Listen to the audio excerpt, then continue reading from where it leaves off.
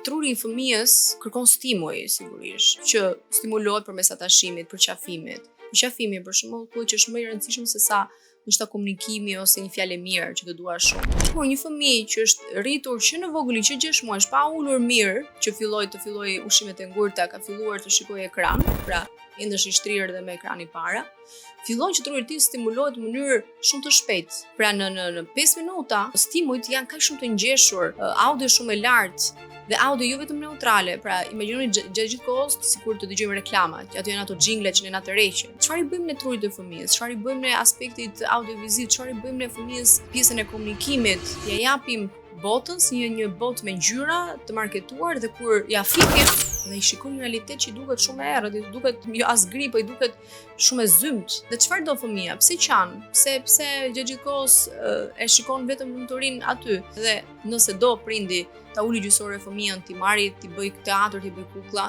nuk mund të do që një kukull që ai e ka marrë ka veshët e dora, t'i japi të njëjtin stimulim. Ka pasojë në afatgjat tek fëmijët kjo gjë? Nëse do shkojmë bashkë tani në parashkollor, ndoshta parashkollë klasë e parë, mësuesi ndoshta do thonë që në çdo klasë kemi fëmijë që kanë shumë nevojë për mësues ndihmës, fëmijë që arrin të kuptojnë, të shohin në sy, por ose janë shumë antisocial, ose kanë probleme me të folurin, ose kanë probleme me zhvillimin, që mund të riparohen edhe që sigurisht riparohen. Nuk vjen keq, por një pjesë e prindërve kujtohen kur shkojnë në parashkollor ose në klasë të parë që fëmijët e tyre kanë nevojë për ndihmë dhe imagjino sa janë mbartur ato me vite të tëra, që fëmia në moshën e tij reale mund të jetë 2 vjeç, 3 vjeç, por ti e ke çuar fizikisht sigurisht është 5-6 vjeç, por ti e ke çuar në klasë të parë dhe ai nuk është gati.